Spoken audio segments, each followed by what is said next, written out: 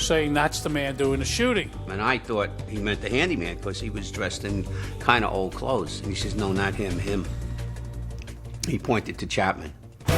He says, he shot John Lennon. And my reaction was, he did what? Chapman's demeanor was very calm.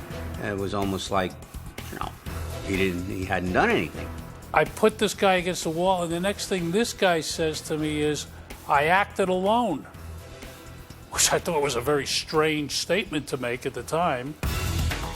While Spiro and Cullen dealt with Chapman, officers Tony Palma and Herb Frauenberger rushed him to the Dakota security office. I observed a woman standing over a body that was laying face down on the floor.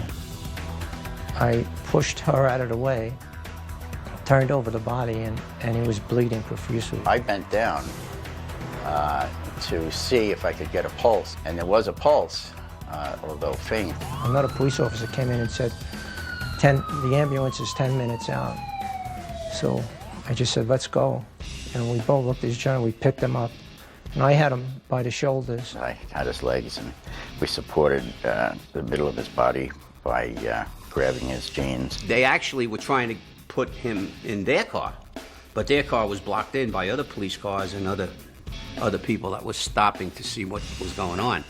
It was Moran's car that pulled up. I was in the car, and the people outside were saying it's John Lennon. John Lennon was shot. As they were placing him across the back seat, I asked if he was John Lennon, and I heard a yes. We went down Columbus Avenue, the light and siren all the way.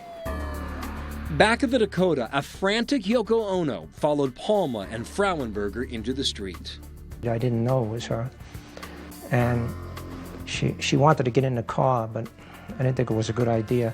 So I held her and I said, we'll take you in our car. Palma and Frauenberger drove Yoko to Roosevelt Hospital. Steve Spiro and Peter Cullen prepared to take Mark David Chapman to the 20th Precinct.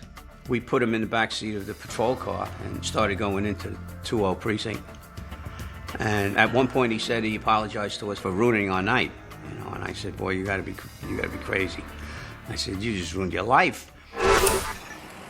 Coming up, meet the man who literally held John Lennon's heart in his hands.